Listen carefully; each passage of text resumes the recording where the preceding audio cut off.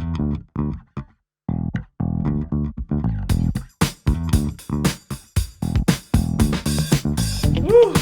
from the Queen City of the South, I am James, and fresh from Pampanga, here is Rob, and this is the Jumpshot Podcast, episode 01.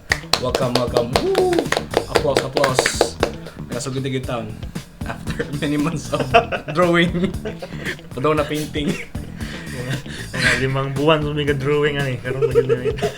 Nahuman na akong NBA season. Uyaw.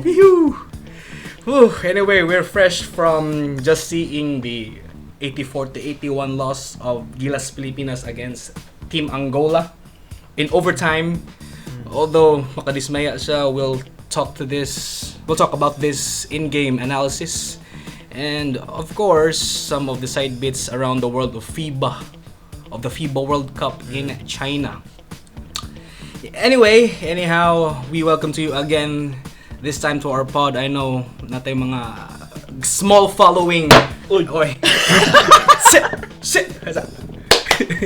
But anyway, we appreciate it sa inyong support, especially from our friends and colleagues. Yes, good kayo na. And if you are joining us right now via Facebook or via YouTube or via Spotify, Pohon, Twitter and Instagram are active there. We are very pleased to have you with us today. Yeah, and also Tumblr. All the social media profiles at Jumpshot Podcast. So follow us, like, and subscribe. Anyway, kumusta man ka diha, Harab, sa imong pag-abot diri sa Cebu? Nakabisita ng kita, naka-record na kita unta. Malipayon ko kay nagkauban na putag balik. Karong after mga 2 months po, ko nawa diri sa Cebu. So, mo to siya. Mo to ganina tan-aw mi sa game sa Angola versus Philippines. Actually, plano yung tami nga magsamtang mag-record niya ni magduwa ang Angola ug Philippines sa background, pero dot lang hindi mo nagplano na amo lang naka-decide na lang mi nga after na lang mi sa game mag-record sa mong first episode. Lang yun. Ma-outscope para sa galingon na to. Anyway, 84-81 is the score, the final score. Medyo nindot po to giduwa, no? Di gid siya medyo, nindot gid siya actually. Kulbahinam, and for the Filipino fans, disappointing gyud kay so far kani mao naman gid to, di ba? Nahuman naman gid ato ang group stage. So right now, the next step for our Gilas boys is in the classification round. Yes, where I think it's gonna be played on Friday and on Sunday. And as of now, as of this recording, we don't have any news yet kung kinsa atong makontra sa classification round. But so far, James, karon kinahuman na magid itong group stage. Magkuanta, mangutana ko ni unsa may imong grade sa Gilas Pilipinas from 1 to 10 1 in to this 10, group stage. So good gid sa Italy game, Serbia game, o a while ago ang Angola game. I won't give it higher than 7 or 6, maybe lower. I'm not sure really, because as a fan myself, I'm disappointed of the turnout. How about you? So may kuha nimo na diha? 3 out of 10. 3 out of 10. I'm not surprised actually. Klaro man gyud kayo nga. Actually, the main reason there nga bati itong performance karon sa group stage tungod sa preparation. We lack time in preparation tungod lagi sa dagan, and gawas sa lack of preparation, nagkulang sila sa mga players nga mao gid untay first choice actually ni Coach Yengyao. Yeah, like exactly. Nilang Matthew Wright, nilang Marcio Lassiter, di ba? So sayang gid sila. Plus ni retire pa from international duties ni si Jason Castro. Yep. And ang problema magud karon diri sa atong Gilas boys sa World Cup kay ang kining sistema ni Coach Yengyao, which is familiar kitang tanan sa iyang sistema, fast-paced, run and gun. Yeah. Run and gun. Pero Actually ang gihulat gyud talaga nga kuan nga ilang i-instill ani para sa World Cup katoy lang gihimo ang sistema ni Chot Reyes pag 2014 nga mag run and gun Sa 2013 gito, way back 2013. 2013 nga kay syempre gagmay biya ta ang Pilipinas, di ba? Grabe to eh. And then yeah. mi work pagig kay to sa una kay ang atong point guards Jason Castro, Jimmy Alapag, atong mga shooters, mga consistent po sila Larry Funasher. Funasher sa big man nga shooter si Ranedel de Ocampo. Mao na akong gihulat karon sa kaning 2019 World Cup team pero bisan magani ang mga kontra nag-expect nga nang idula sa kuan di ba sa Pilipinas sa mga scouting report sa Italy, sa Serbia mo magimurag ni gawas nga murag kanang ang Philippines ay murag mo duwa gini sila paspas unya shooting mo gina di ba pero so far wa na ko na makita karon nga World Cup ambot lang shoot not to mention the 3-point shooting which is slumps. Very they're in the slumps diba so akong grado gyud para karon sa Gilas sorry but although sakit ni siya para nako tagaan gyud ako slag 3 out of 10 so of course I would understand you like syempre we as Filipinos knowing of our passion for the game and all the support we have shown towards Gilas Pilipinas digin malikayan nga ma-disappoint ta.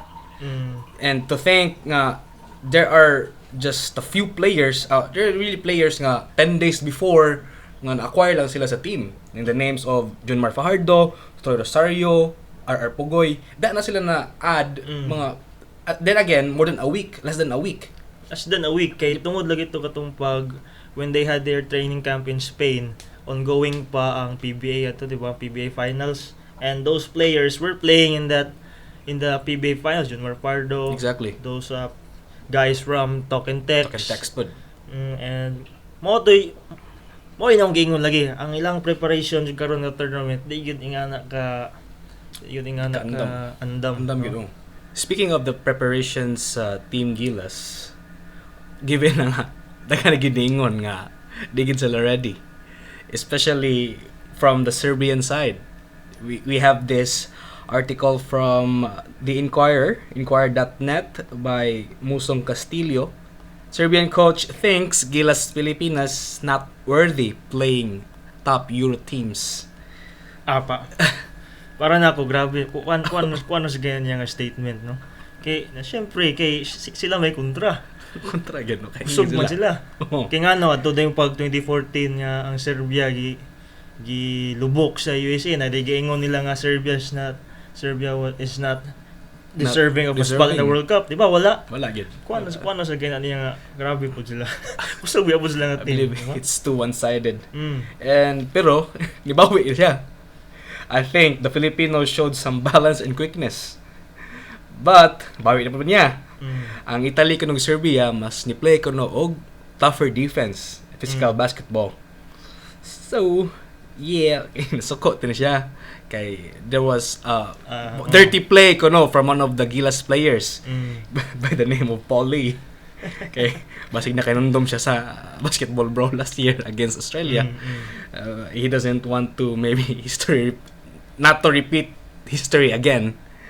But anyway, Yenggao ni-defend na po siyang Lee nga we were one of the teams on the shorter end of the call so ikansi ko no sila and there were a lot of tough fouls. Kabantay sad ko nga ang mga tawag sa mga referees karon murag medyo daghan og controversial. From the NBA, PBA and now the FIBA. Dili gid malikayan inana. Nya murag soft ra kay lang mga tawag og ngana nga gamayng kuan bikil foul handchecking foul nya almost every play instant replay sila.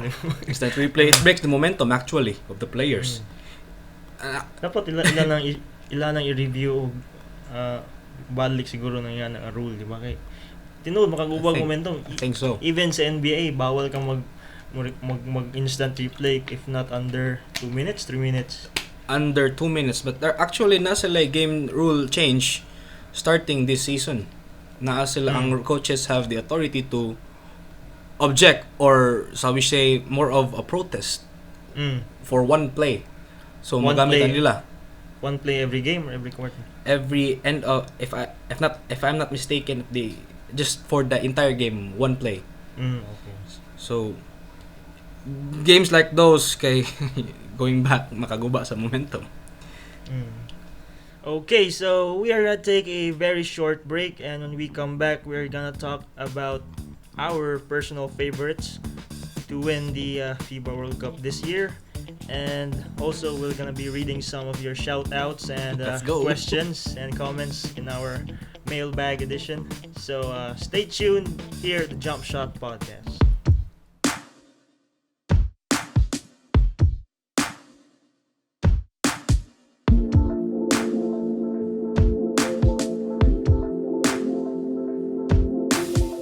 What's up? James here. If you love this episode of the Jumpshot podcast, the follow button is just within reach, but only if you're ready to listen to more of our self-produced content.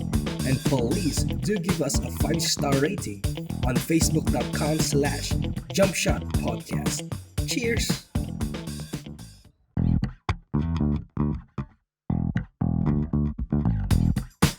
And welcome back to the Jumpshot podcast. And ganina nagstoryata about sa Gilas Pilipinas, no, and their performance and their performance so far.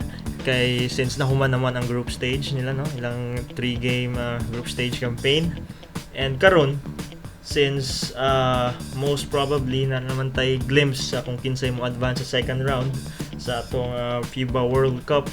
So mga tana ko nimo James, kinsa may imo ang favorite nga mo champion karon nga tournament sa FIBA World Cup? Yes, James. Probably first, of course, there's Team USA and Team Australia. I think one of the X factors is Australia, but going back to Team USA, there are questions. Will they really have the three-peat title for the FIBA World Cups despite amidst their weak lineup per se? And especially yesterday's game against Turkey, a lot really said nga lucky sila. It's a 93-92 win in overtime. Tamba Kung wala lagi ito ma-miss ang upat ka free throws. Upat ka free throws, good to good. Good thing there was Chris Middleton with the 2 clutch free throws in the dying seconds of overtime. But before that, there was really a scramble of firepower from both sides, especially on Turkey with Sedi Osman. Actually karon nga na injured na si Jason Tatum. Yeah, final seconds of overtime pag yun. The dying seconds. And knowing Jason Tatum, one of the most crucial players on the team, especially pag exit ni Kyle Kuzma, who was injured before. So napugos gid sila trim down their lineup to 12 players. Mo lagi na karon nga, although ang ako ag yun lagi yung tangganahan pod sa Team USA karon nga lineup is ilang guards o ilang mga wings, di ba? Kay nindot Kemba Walker, he's in his prime. Of course. Donovan Mitchell also is a very promising young talent. And then they have mo lagi na Jason Tatum and Jaylen Brown who are also fan favorites in Boston. But now si Jason Tatum na injured, so I think it's gonna be a ankle injury bagito. Ankle injury. So I think medyo maglisod sila sa when they go to the second round of this tournament. Yep. And knowing Team USA, they're really into small ball. Even going back to 2010. 2010, there was only Kevin Love as their big man. With small forwards and power forwards like the names of Lamar Odom, point guards like Stephen Curry and Derrick Rose. And of course, we cannot expect more today because moving forward sa karon daghan gyud nag back out nga mga star players. How about sa Team Australia? So may kuan nimo nila anong favorite sa Team Australia mo karon nga tournament? I don't know. I'm just judging based on the exhibition games from last week, I guess, against Team USA, where they split the 2 games 1-1. The first game with Team USA winning, and the second game Team Australia escaping just by 4 points with Patty Mills leading leading the team with 30 points. So yeah, marag diha nakita ang ilang ang katag sa Team USA and knowing of their lack of talent per se. And of course, knowing there are NBA caliber talents like the names of Patty Mills, Aaron Baines. Well, Who else? ato lang yung rundown ng lineup sa Australia, no? Because this is a different Australian team from the ones nga Really? kulatag mayo sa Bulacan. When si Chris Golding nagyapon siya. But Chris Golding this is a different team because they have Patty Mills, NBA players Patty Mills, Aaron Baines, Here's Bogey. Joe Andrew Ingles, Bogut, yeah. and kinsa pa yung uban? Si Andrew Bogut, of course. Andrew Bogut.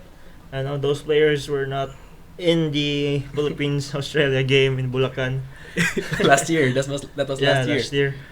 So, Nag-tweet pa gito si Andrew Bogut. Sa may mga tawhana. But anyway, yeah, I see them as, of course. Actually, they won against Canada in the first game. It was more of a statement game because actually, Rob, they're in the group of death lineup in the bracket. I mean, like ligon gid ang teams. The most kanaligonan gid nga group per se. Like they have Lithuania, which will be going against them tomorrow as of this writing, as of this recording, and they won against Canada the other day, and yesterday they had a slight margin of victory against Senegal.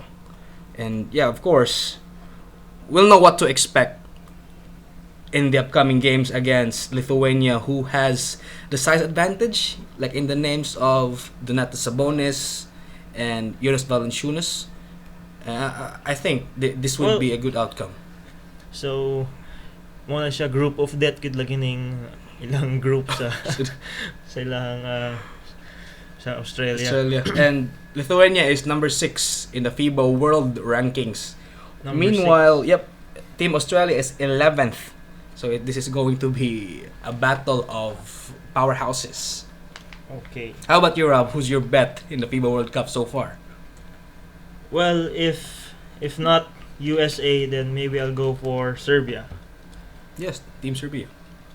Yes, because this Serbian team is very different from the other, even from the 2014 team. 2014 and 2016 Olympic lineup. Yeah. And because it's more, should I say, more inspired, I guess, and more talented. More talented, and so far this team has lived up to their hype.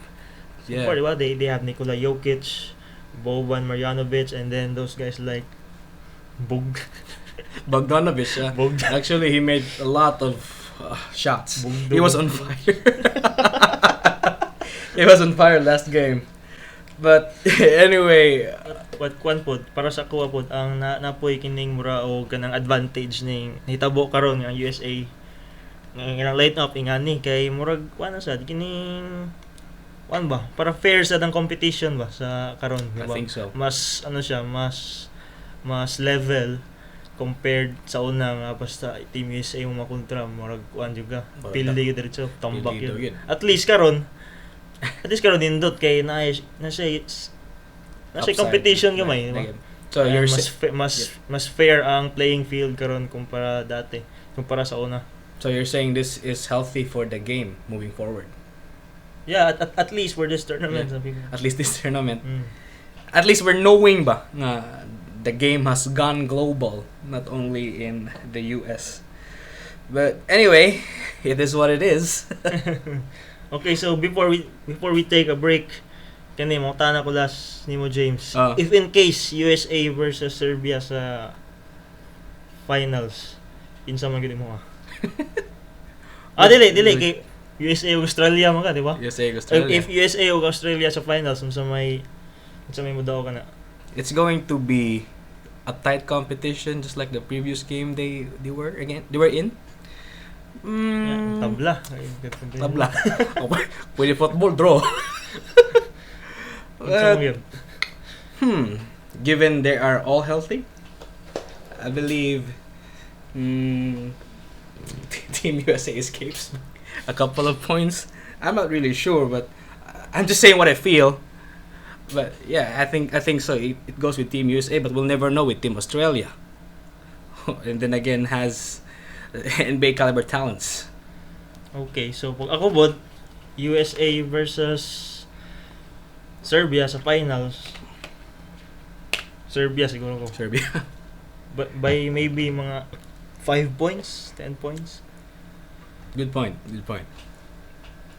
So that's it. We'll take a short break again, and later when we come back, we are gonna be reading your shout outs Mailbad and your questions if you have. Have mga questions. Nakikita questions and we'll read them right after the break.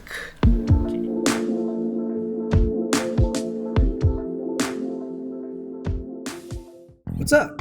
James here. If you love this episode of the Jumpshot podcast, the follow button is just within reach, but only if you're ready to listen to more of our self-produced content. And please do give us a 5-star rating on facebook.com/Jumpshot podcast. Cheers!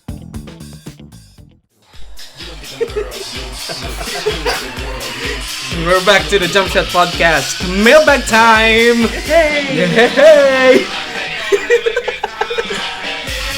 Yeah! Uy! Sala na ta. Woo! Yeah! Mailbag time. And then again, we thank you for listening to episode 01. But before we wrap things up, natin yung mga mailbag edition. First one is from my colleague sa VBP, si Steven Almagro.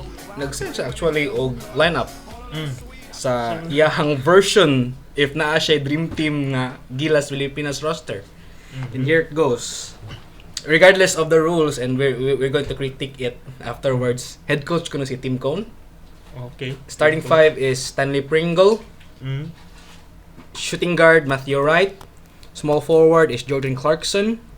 Power forward si Christian Stan Hardinger. Regardless of the rules. Regardless of the rules. And number 5 on the 5 spot si Andre Blatch.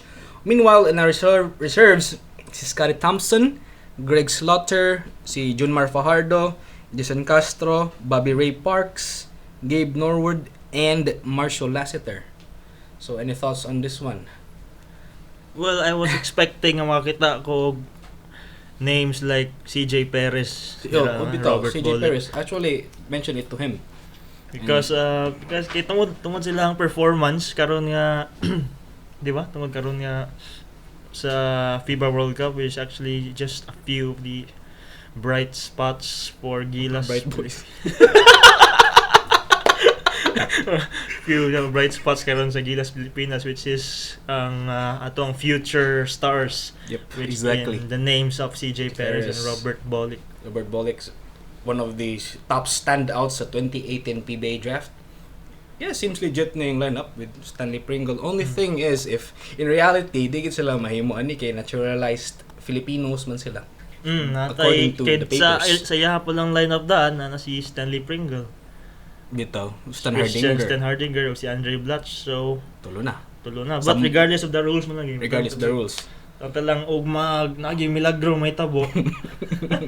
Sugta nila. May yun na. Naturalized na pag naturalized na tanan ng nagid. Anyway, good pick, Steven.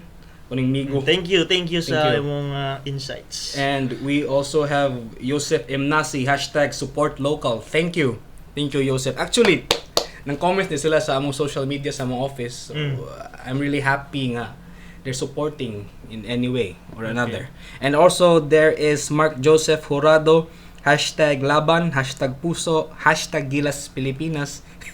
And I will bet for FIBA World Cup at Serbia.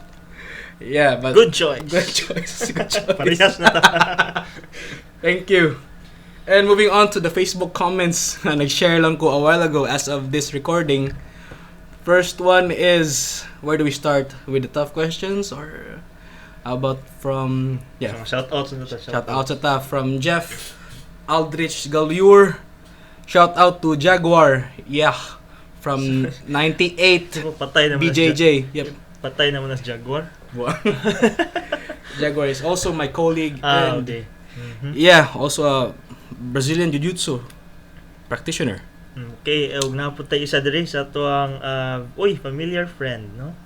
Si Mr. Michael Vincent Avellino. Yung sa shout out, woohoo! May tao mo discuss mo sa local flag football scene sa tuwa. Soon, apil kay na sa muang gusto nga i-talk ka ng mga kanang mga local sports, especially diri sa Cebu. Actually, we've covered them before sa Picas. Atong nagkuan pa ta when we were still writing for Cebu Daily News. Yeah.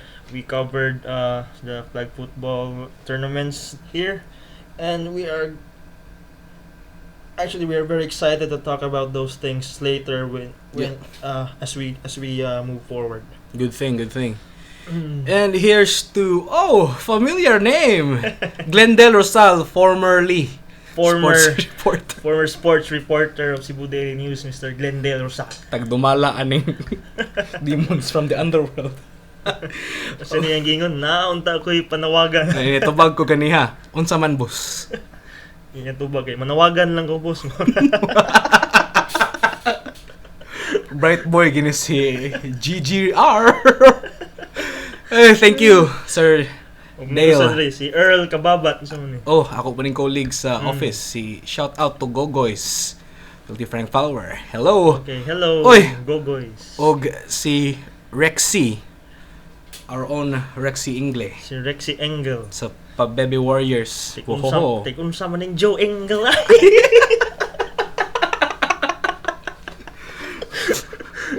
Dalagyon. Ingon sa shout out sa Pa-Baby Warriors. Okay, kinsa man ang mga Pa-Baby Warriors ba? Sa Badia.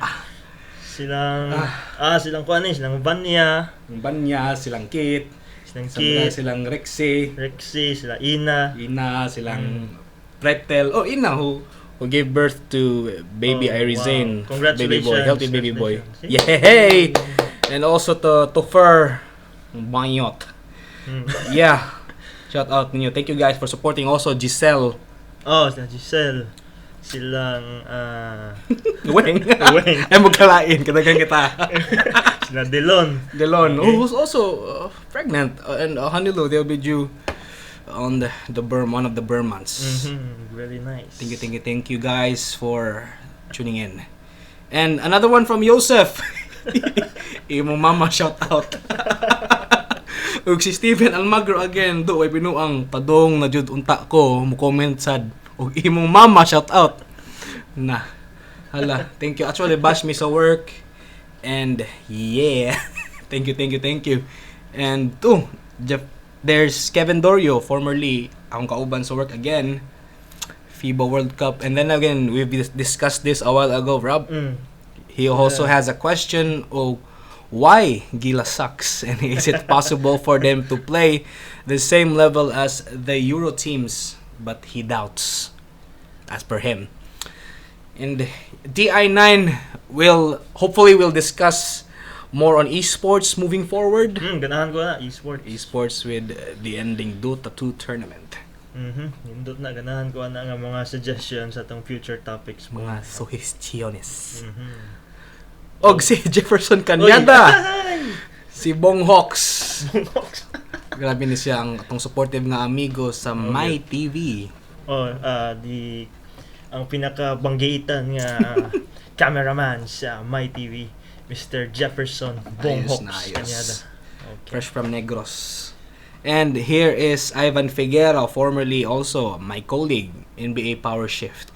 So we'll discuss this of the power shift, the rule changes, and the evolution of the game, especially in the NBA moving forward. Thank you, Ivan.